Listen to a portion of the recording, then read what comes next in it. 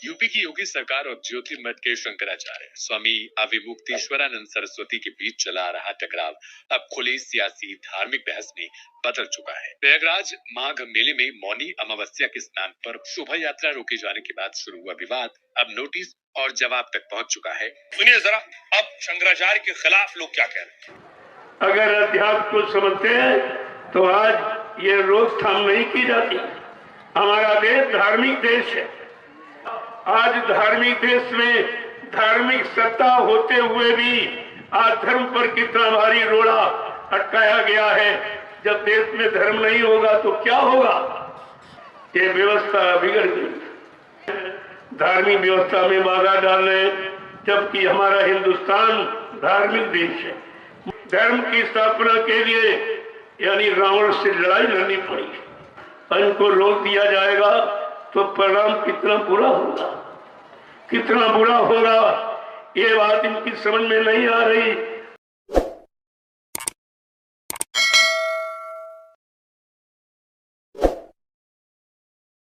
लेकिन बुराई, निंदा, चुगली इधर उधर की इनको तो इससे कुछ मिलने वाला नहीं है। ये सौदा बड़े पाक साफ दिलों का है। निर्मल मन जन सो मोहि पावे और मैं छलछित्र कपट नहीं भावे। कितना साफ साफ संत गोस्वामी जी महाराज ने रामचरितमानस के उत्तरकांड में सब को लिख दिया। इसमें सारे प्रश्नों का उत्तर, सारी समस्याओं का समाधान, लेकिन बगैर संत महापुरुषों के आप समझ भी नहीं सकते हो। वो तो जिसकी वस्तु है वही बताएगा, या जिसका वो जानकार होगा वो बता देगा। बाकी ये दुनियावी सांसारिक, ये भौतिक कागजी विद्या पढ़ने वाले ये अध्यात्म को नहीं समझ सकते। अगर अध्यात्म को समझते हैं तो आज ये रोकथाम नहीं की जाती। हमारा देश धार्मिक देश है।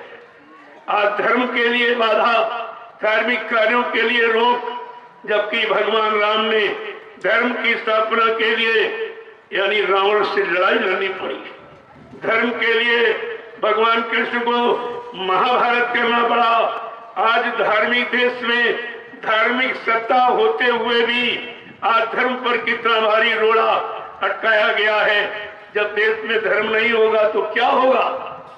परिणाम क्या होगा कि जब जब होए धर्म की हानि, बाढ़े असुर अधम अभिमानी, तब तब प्रभु धर्म मनुष्य शरीरा, हरे सदा सज्जन की पीड़ा। कितना बड़ा प्रमाण लिखा हुआ। क्या इन लोगों ने इसको नहीं पढ़ा कि हम धर्म में बाधा डाल रहे हैं, धार्मिक व्यवस्था में बाधा डाल रहे हैं, जबकि हमारा हिंदुस्तान धार्मिक देश है, मजहबी मुल्क है। आज उसके बारे में किसी को कोई ज्ञान नहीं, कोई समझदारी नहीं, कोई सूझबूझ नहीं, कोई अनुभव यानी एक्सपीरियंस नहीं। तभी तो इनकी समझ में नहीं आ रहा। जबकि गीता ने भी यही कहा, यदा यदा ही धर्मस् ग्लानिर्भवति भारते अभ्युत्थानम धर्मस्य तदात्मानं सृजाम्यहम्। कितना साफ साफ लिखा है। गीता इतना कह के शांत नहीं हुई, और भी कुछ कहा है। उसको शायद लोगों ने पढ़ा ही नहीं है। अगर पढ़ा होता तो शायद आज इस गुरु पूजा पावन पर्व जो सारे हिंदुस्तान में सभी मजहब धर्म के लोग अपने अपने गुरु की पूजा करते हैं, अपने अपने गुरु को याद करते हैं, अपने गुरु की गौरव गरिमा समझते हैं। लेकिन आज ये हो क्या गया? हमें तो बड़ा आश्चर्य हो रहा है कि जब धर्म पर अंकुश लगा दिया जाएगा, धार्मिक व्यवस्था, धार्मिक नीति रीति और धार्मिक के वचन इनको रोक दिया जाएगा तो परिणाम कितना बुरा होगा, कितना बुरा होगा, ये बात इनकी समझ में नहीं आ रही। और जो ये बीमारी, महामारी और ये जो फैली है, ये केवल धर्म को रोकने के कारण, क्योंकि लोग धर्म की परिभाषा नहीं जानते। धर्म धारित जो धारण किया जाए, जीवन में उतारा जाए, अपने जीवन को उसके अनुसार चलाया जाए, उसको कहते हैं धर्म। और कर्म जो इंद्रियों से किया जाए वो कर्म है। पूजा है, पाठ है, तीर्थ है, व्रत है, हवन, जप, तप, यज्ञ, गंगा स्नान, ये कर्म है। जब अच्छे कर्म करोगे तो व्यवस्था बनेगी और बढ़ेगी, बुरे कर्म करोगे तो व्यवस्था बिगड़ जाएगी, चाहे शरीर की हो, चाहे परिवार की हो, चाहे समाज देश दुनिया की हो। आज व्यवस्था बिगड़ने का कारण केवल यही है कि धर्म की बात समझ में नहीं आई। धर्म क्या है ये तो लोगों को सिखाया नहीं गया। किसी विद्वान से पूछो कि धर्म किसे कहते हैं तो फट से आपसे कहेगा पूजा करो, पाठ करो, तीर्थ करो, व्रत करो, हवन, जप, तप, यज्ञ, गंगा स्नान करो। अरे प्रेमियों, करो माने कर्म और धरो माने धर्म। जो धारण किया जाए, जीवन में उतारा जाए, उसके अनुसार पूरे जीवन को निकाला जाए, उसको धर्म कहते हैं। ये व्यवस्था बिगड़ गई। जिस व्यवस्था को, जिस धर्म को भगवान राम ने रावण से लड़ाई लड़के धर्म की स्थापना की थी, ऐसे हंसी मजाक में धर्म नहीं होता। भगवान कृष्ण ने धर्म की स्थापना के लिए महाभारत यानी करोड़ों जीवों की हिंसा और हत्या करनी पड़ी, तब धर्म की स्थापना कर पाए थे, क्योंकि ये काल शक्तियां थी। लेकिन आज कलयुग में संत दयाल शक्ति, संत अवतार हुआ है, वो मार काट हिंसा नहीं करेगा। वो अपनी वैचारिक क्रांति के द्वारा देश दुनिया में परिवर्तन करके दिखा देगा। ये परिवर्तन सब आपके नजरों के सामने आएगा। थोड़ा समय का इंतजार कर लो। जब धर्म पर रोड़ा लगेगा, धार्मिक कार्यों पर, धार्मिक वचनों पर जो नीति और सिद्धांत है, जब उन पर रोक दिया जाएगा तो देश की व्यवस्था और बिगड़ जाएगी। एकदम सब यानी बिल्कुल अधर्मी हो जाएगी। आज आप देखिए, मुर्गा और बकरा ये तुम्हारी कौन सी हानि करता है? बकरी तो जब इंसान पैदा होता है तो कहा जाता बकरी का दूध ले आओ। बकरी ने माँ का रोल अदा किया, जीवन भर आपको दूध पिलाती है, लेकिन तुम्हारा बकरी के साथ क्या व्यवहार है जरा उस पर विचार करो। तुम मार काट के खा रहे हो उसको, जिसने माँ का रोल अदा किया, जीवन भर दूध पिलाया। और मुर्गा, तुम्हारी ये विज्ञान की बनाई घड़ी फेल हो सकती, बंद हो सकती, लेकिन कुदरत की ये बनाई घड़ी मुर्गा ठीक 4 बजे आवाज देता, ऐ मुसलमानों जाओ जाओ, खुदा की इबादत का समय हो गया। ऐ हिंदुओं जान जाओ, ये पूजा पाठ और भजन का समय हो गया।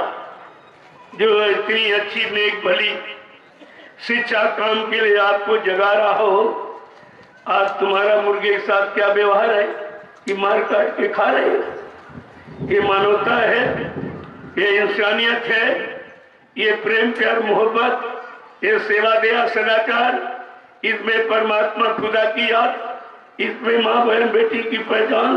अरे इसमें कुछ है? तुमने जो किया है वही तुम्हारा पाप अब बरस रहा है।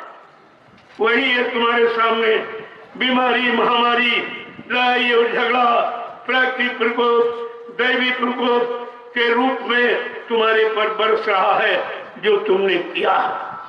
महात्मा हमेशा तुम्हें सच्चे अच्छे काम पर चलने की शिक्षा देते, चलाने के लिए प्रार्थना करते, लेकिन जब तुम सही सच्चे अच्छे रास्ते पर चलना भूल जाओगे, रास्ते का ज्ञान खत्म हो जाएगा, तो मुसीबत, आपत्ति, संघर्ष, बीमारी, महामारियों में आप जकड़ जाओगे, फंस जाओगे, जैसा आज हो रहा है। अगर ये परमिशन मिला होता, ये मैदान कम पड़ जाता, ये सब जमीन यहाँ कम पड़ जाती। इतना धार्मिक भाव विचारों को लेकर प्रेमी उपस्थित होता है।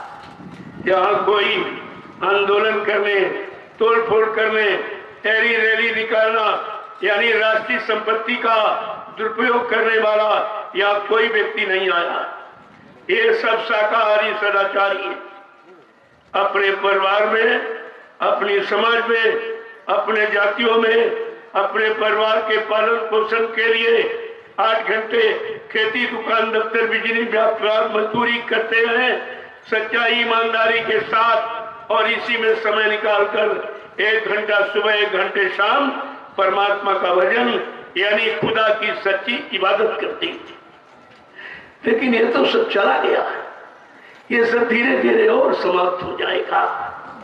जब इस तरह बाधा लग जाएगी तो और खराब हो जाएगा।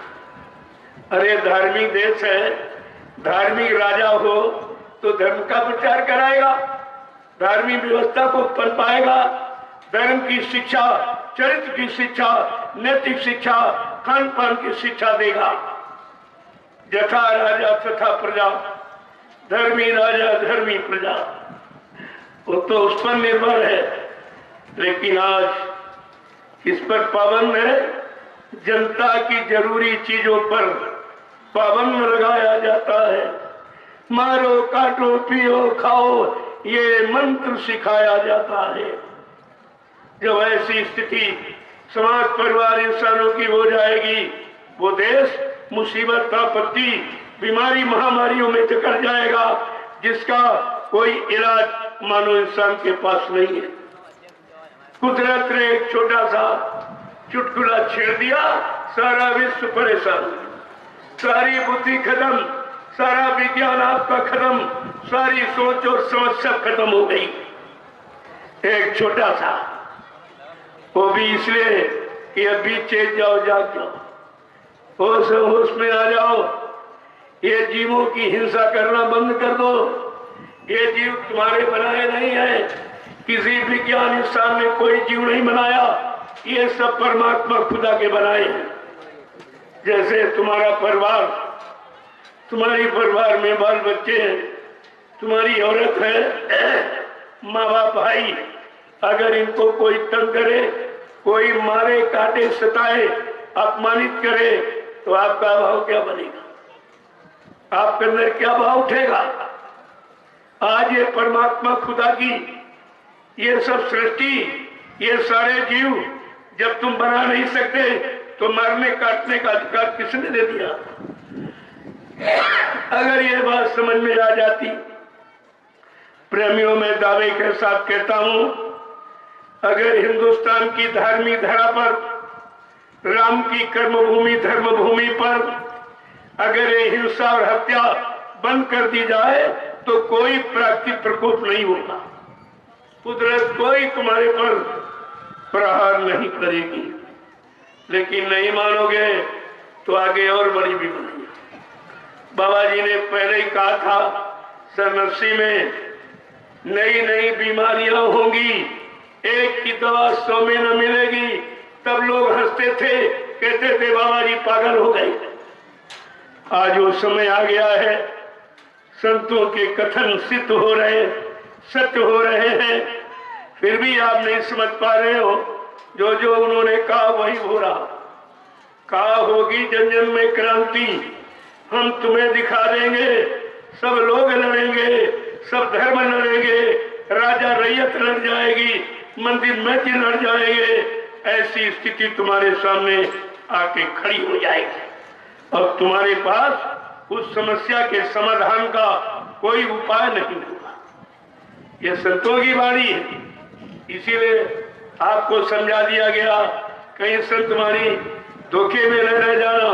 संत वचन पलटत नहीं, पलट जात ब्रह्मांड।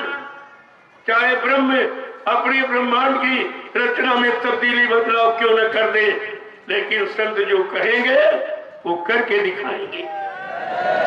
बाबा जी ने क्या कहा था, ये सूरज जो पूरब में निकलता है चाहे पश्चिम में निकलने लगे, इसको भी तुम मान लेना। ये जमीन आसमान की जगह ले ले, आसमान जमीन की जगह पर आ जाए, तुम इसको भी मान लेना। लेकिन बच्चा, जो मैं मंच पर बैठकर बोल दूंगा वो इधर उधर होने वाला नहीं है। ये सब आपके सामने आ रहा, धीरे धीरे देखते जाइए, लिख लीजिए और फिर उस पर निशान लगाते चलो कि क्या क्या हो रहा, क्या क्या, तो आपको पता चलेगा जो संतों ने कहा वही हो। क्यों? संत त्रिकालदर्शी होते, भूत भविष्य वर्तमान के जानकार, उनकी आत्मा की दिव्य कान नाक खुला होता है। वो अपनी जगह से बैठकर सारे ब्रह्मांडों को, सारे लोगों को, सारे मंडलों को देखते हैं और पृथ्वी पर जहां तक धरती है ये सब देखते हैं। उस आंख में इतनी शक्ति होती है। और आप समझते महात्मा कुछ नहीं जानते, वो तो जो जानते तुम समझ ही नहीं सकते, तुम्हारी बुद्धि के परे। इसीलिए कहा था ये परिवर्तन बुद्धि के परे होगा। न मानो सोच सकता है, न मानो कर सकता है, न मानो विश्वास ही कर सकता है। वो करके संत महापुरुष दिखाएंगे, तब तुम्हारी सबकी अकल ठिकानी हो जाएगी। इसलिए अभी तो प्रार्थना करते हैं, अभी तो आपसे प्रार्थना की जा रही, मान जाओ, सही सच्चे अच्छे रास्ते पर आ जाओ, अपने में दया और प्रेम धारण करो। ये समाज है, ये परमात्मा खुदा की सृष्टि है, इसमें रहने का अधिकार आपको मिला है, लेकिन किसी को मारने, काटने, सताने का अधिकार आपको नहीं मिला।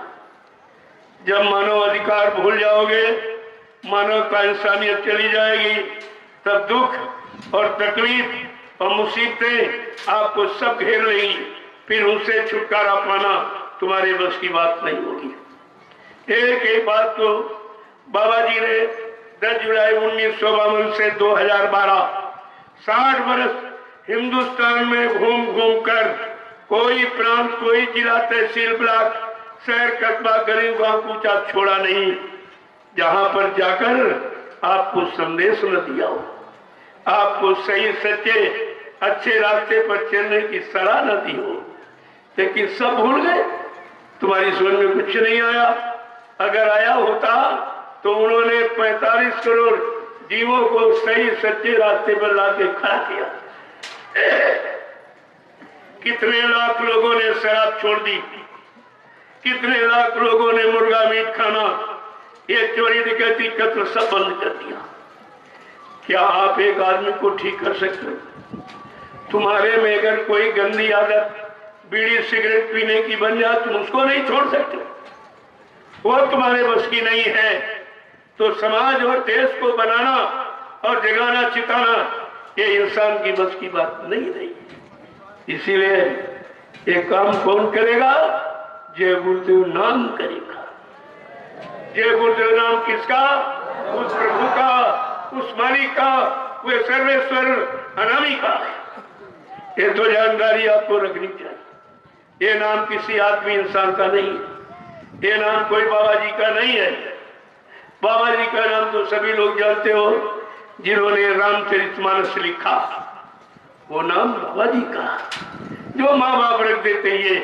वैसे नाम कुछ अनामी का कोई नाम नहीं, जो नाम रख दो या जो नाम बता दे वो उसी नाम से खुश हो जाते हैं, तुम्हारा काम कर देते हैं। ये वैसे उनका कोई नाम। जब वो मानव शरीर धारण करते हैं तो किसी न किसी परिवार में तो आते ही हैं, कोई न कोई जात पात में तो पैदा हो जाते हैं, लेकिन उनकी यहाँ कोई जाति नहीं होती। वो संपूर्ण सृष्टि को मानव जात समझते। एक ही मानव जाति है, दूसरी कोई जाति नहीं। इस मानव जाति के नाते हमारा सबका मानव ही धर्म है और मानव जाति में एक ही जीवात्मा है। इन जीवात्माओं का एक ही मालिक है। ये दुविधा आपने पैदा की, ये द्वंद्व और झगड़ा आपने पैदा किया। परमात्मा खुदा ने न कोई जात बनाई, न कोई मजहब धर्म बनाया, न कोई फिरका बनाया। ये काम उसने नहीं किया। उसने सिर्फ एक मानव इंसानी शक्ल आपको दे दी। उस मानव शरीर को चाहे हिंदू कह लो, मुसलमान कह लो, सिख ईसाई कह लो, ब्राह्मण क्षत्रिय वैश्य सर्जन, छोटा बड़ा गरीब अमीर, पढ़ा लिखा अनपढ़, स्त्री पुरुष, ये कुछ भी आप कह लो, लेकिन परमात्मा खुदा ने एक इंसानी जात बनाई थी। अब यह जरूर है, काल ने थोड़ी चालाकी करके जीवों को फंसाने के लिए एक दुविधा बना दी कि स्त्री और पुरुष और सब ठीक, लेकिन थोड़ा सा अंतर कर दिया और उसी अंतर में स्त्री पुरुष में फंस गई और पुरुष स्त्री में फंस गया। अब ये निकलना मुश्किल है। ये है काल की चाल।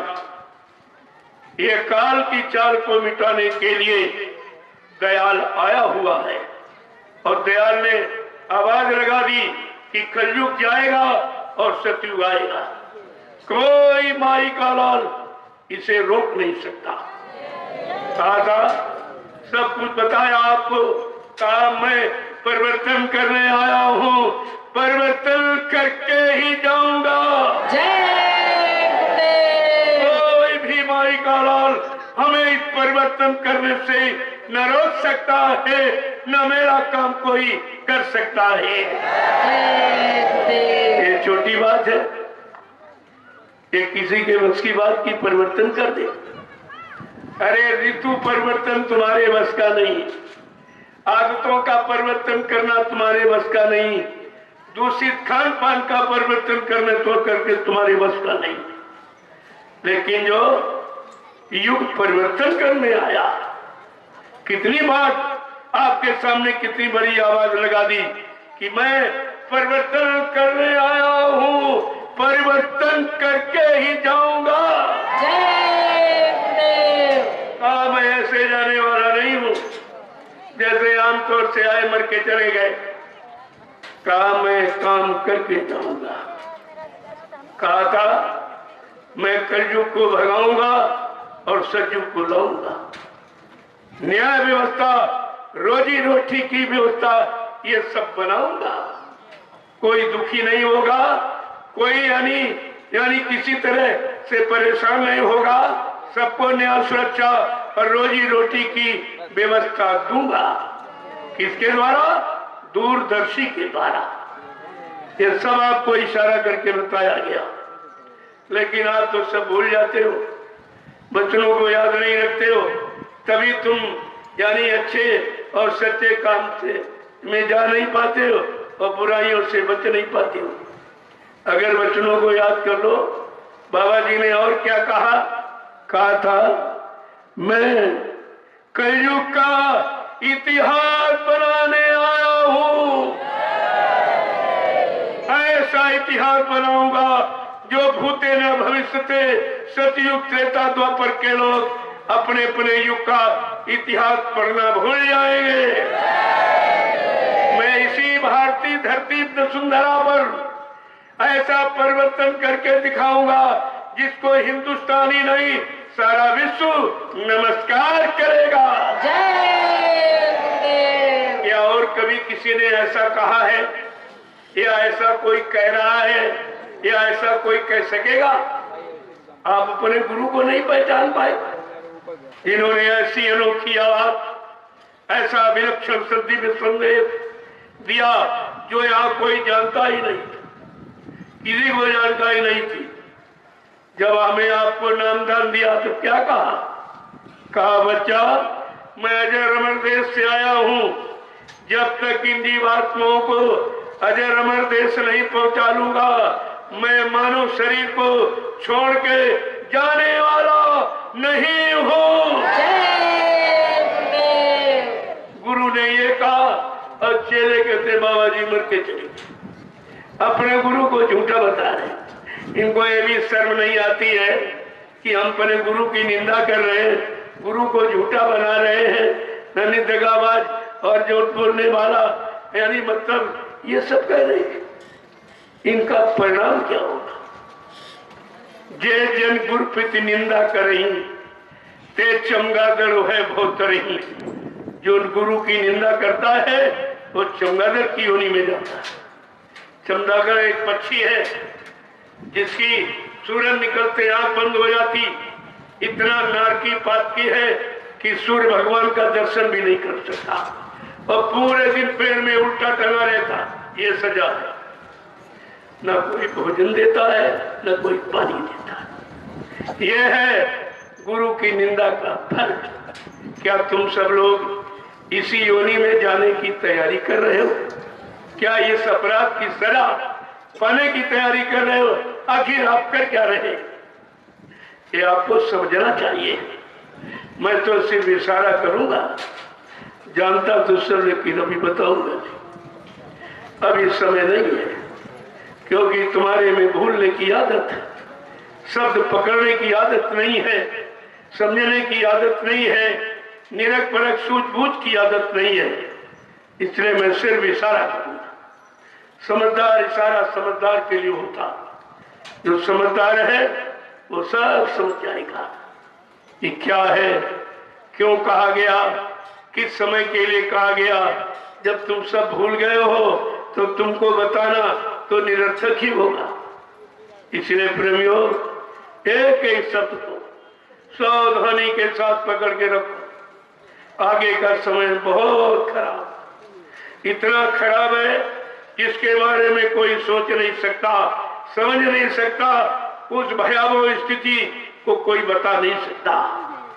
इतना खराब समय आने वाला है, क्योंकि ये लोग मानने वाले नहीं है। अगर मानना होता तो आज इस कार्यक्रम पर रोक लगाई जाती। क्या मैं कोई तोड़ फोड़ आंदोलन करना सिखाता हूँ? मैं राष्ट्रीय संपत्ति का दुरुपयोग करना सिखाता हूँ? शासक प्रशासक का कोई अपमान करना सिखाता हूँ? कम से कम लोगों को समझना चाहिए, ये जमघट वो नहीं है जो अन्यत्र आप देखते। ये बिल्कुल एकदम निराला, ये सचिव लाने की तैयारी में है, और वो कलयुग में जकड़े पड़े हैं। वो सज्जू की बात कैसे समझेगी? उनकी समझ में नहीं आएगा। इसलिए एक एक वचन को संभाल के पकड़ो। ये गुरु पूर्णिमा पावन पर्व है और आप उस पर पधारे हुए। मैंने कहा था भाई संदेश सुन लो और मतलब यानी प्रसाद ले लो और धीरे धीरे यहां से चलो, यानी भीड़ मत करो। भीड़ से कोई काम बनता नहीं है। आपने मथुरा का नजारा देखा, इतनी भीड़ हिंदुस्तान में किसी के पास नहीं थी। और भीड़ में एक भी नहीं निकला, एक भी ऐसा नहीं निकला जिसने गुरु को समझा हो, गुरु को अपना माना हो और अपने आप को गुरु के हवाले किया हो। ऐसा एक भी व्यक्ति नहीं निकला। तो ये भीड़ तो बेकार है हुई, इसलिए मैं भीड़ नहीं लगाना चाहता हूं। मैं कल भी आप लोगों से प्रार्थना किया था कि शासन प्रशासन ये नहीं चाहता कि आप भीड़ लगाओ। उसका भी कहना ठीक। जब मथुरा में भीड़ लगी तब नहीं तुम समझ पाए, आज तुम भीड़ लगाकर क्या समझ लोगे? अपना समय क्यों खराब करते हो? इसलिए संदेश सुन लो, प्रसाद ले लो और सब लोग चलने की तैयारी करो। अपने खास करके ये 6 जिले जो आसपास पड़ोस के हैं, आप तो फिर आ जाओगे, लेकिन बंबई, कलकत्ता और गुजरात से जो आया है वो नहीं जा सकता, जाके वापस नहीं आ सकता। जिनका रिजर्वेशन है, तारीख निश्चित है, उनको तो रहना ही पड़ेगा। वो तो रहेंगे, अपने समय पर जाएंगे, लेकिन आप लोग फिर आ सकते हो। 5 जिलों के लोग, सीतापुर, लखीमपुर, पीलीभीत, बरेली, शाहजहांपुर और हरदोई, ये 6 जिले हैं। आप प्रेम से जाओ और 25 के बाद फिर आ जाना। आपको भगाया नहीं जा रहा, लेकिन शासन प्रशासन के यानी नियम सिद्धांतों को मैंने हमेशा पालन किया है। मैं ही हिंदुस्तान में वो व्यक्ति हूँ जो बगैर परमिशन के कार्यक्रम नहीं करता हूँ, बगैर परमिशन। आज तो अपने घर में बोल रहा हूँ, अपने आश्रम पर, अपनी जगह पर। इसमें किसी का कोई हस्तक्षेप नहीं है। इसलिए मैं कह रहा हूँ, वैसे मैंने 9 वर्ष जो हिंदुस्तान में घूम घूम कर यही राष्ट्रीय मंच लगाकर मैंने संदेश दिया और शासन प्रशासन से परमिशन लेके दिया। कोई ये नहीं कह सकता कि आपने परमिशन नहीं लिया, आपने यानी इसका प्रयोग क्यों किया, आपने नियम का पालन नहीं किया, आचार संहिता का पालन नहीं किया। ये कोई नहीं कर सकता। मैंने 9 वर्ष हिंदुस्तान में यही राष्ट्रीय मंच लगाकर घूम घूम कर मैंने संदेश दिया है और ये कहा आगे का समय खराब है। अगर सत्य महापुरुषों की बात न मानी तो निकल कचू मर जाएगा। और निकल रहा है, देख लीजिए, सब सत्य, सबका कचूमा निकल रहा, सब परेशान। चले, ऐसा समय तो कभी नहीं आया। मुसलमानों का राज हमारे इस हिंदुस्तान में 350 वर्ष रहा, लेकिन इस तरह का माहौल वातावरण उस समय के बादशाह सम्राटों ने नहीं बनाया जैसे आज के शासक बना। बच्चा बच्चा परेशान हो रहा, आज मुल्क का बच्चा बच्चा रो रहा अत्याचारों से। ये शासक की भ्रष्ट व्यवस्था हम तुम्हें बताने आए हैं। विश्व मसीहा बाबा जय गुरुदेव जगाने आए हैं, ये जगाने आए हैं, सुनाने समझाने, सही सच्चे रास्ते पर चलाने, आपके मानव जीवन को सुधारने, आपकी जीवात्मा का कल्याण करने आए हैं। इनका काम तोड़ फोड़ आंदोलन, धरना गिराओ, रैली, ये मतलब राष्ट्रीय संपत्ति दुरुपयोग करने का नहीं है। जो राष्ट्रीय संपत्ति का दुरुपयोग करता है वो कभी राष्ट्रभक्त हो ही नहीं सकता, वो राष्ट्रभक्त कभी नहीं हो सकता। मैंने ये कोई नहीं कह सकता है मैंने पुलिस प्रशासन की व्यवस्था को किस तरीके से मजबूत किया। पूरे हिंदुस्तान में जो शाकाहारी सद्भावना मिलन शांति शोभा कलश यात्रा जो निकाली, उसमें मैंने पूरा अनुशासन का परिचय दिया। सारे प्रेमी आदि सड़क छोड़ के चलते थे और अपनी व्यवस्था खुद करते। ये पुलिस वालों ने देखा ये लोग कितने अनुशासित हैं, कितने अनुशासन में हैं। इनका एक निशाना अपना गुरु और गुरु के आदेश को पालन करना, इनका दूसरा निशाना है। मैंने हर कस्बों में जहां जहां मेरा कार्यक्रम हुआ है, मैंने यानी इसी रथ पर बैठ करके मैंने लोगों को प्रसाद वितरण किया। कितने गांवों में जहां जहां यात्रा गई और कस्बों में और शहरों में मैंने घूम घूम कर सबको ये प्रसाद दिया है कि हो सकता आपकी बुद्धि बदल जाए। लेकिन नैमिषारण्य की पावन भूमि पर हमको ये प्रसाद बांटने ही नहीं दिया गया, प्रसाद को रोक दिया गया। परिणाम क्या होगा ये वही जाने जिन्होंने रोका है। कितने हजार लोगों को प्रसाद मिलता, कितने को शुद्धिकरण हो जाता, लेकिन जब ये अच्छे सच्चे काम में जब बाधा डाल दी जाएगी तो आगे और खराब समय आ जाएगा। उस खराब समय के जिम्मेवार यही लोग होंगे, दूसरा कोई नहीं होगा। जिम्मेदारी तुम्हारी है। गोस्वामी जी महाराज ने रामचरितमानस के उत्तरकांड में बहुत साफ शब्दों में हिदायत दी है। जा सुराज प्रिय प्रजा दुखारी, सो न पवस नरक अधिकारी। जिसके राज में प्रजा दुखी होती वो राजा नरक में जाता है। क्या इन्होंने ये नहीं पढ़ा? अरे रामचरितमानस, राम का चरित्र और सीताराम के नाम पर वोट मांगते और कहते हम सीताराम को जानते मानते, लेकिन एक भी शब्द उनका प्रयोग नहीं हो रहा। सब उनके खिलाफ कहा जा रहा, किया जा रहा और सारी व्यवस्था उनके खिलाफ हो रही। इस पर लोगों को विचार करना चाहिए कि भगवान राम मर्यादा पुरुषोत्तम, मर्यादा पुरुषोत्तम कहा गया, पुरुषों में उत्तम और हर मर्यादा का पालन करने वाली। कि आप पुरुषों में उत्तम हो, जरा पुरुषों से पूछो कि लोग तुम्हें क्या कह रहे हैं, कितना सम्मान दे रहे हैं, कितना अपमानित कर रहे हैं, उनकी आत्मा अंतरात्मा क्या कह रही है। अरे गरीब अगर रो देगा तो उसका मालिक जड़ों से खोदेगा, उसका मालिक जड़ों से खोदेगा। ये सब सिद्धांत पढ़ने चाहिए, उसके अनुसार चलना चाहिए, तब तो राजा और प्रजा ये दोनों सुखी हो जाएंगे। नहीं तो ये दुख जाने वाला नहीं है। मैं तो अभी कुछ भी नहीं कह रहा हूं, मैं रामचरितमानस की बात बता रहा हूं कि अगर इसी को तुम पढ़ लेते तो ये बिगाड़ समाज और देश का नहीं होता और धर्म की अवहेलना नहीं होती और धर्म का और धार्मिक व्यवस्था का निरादर नहीं होता।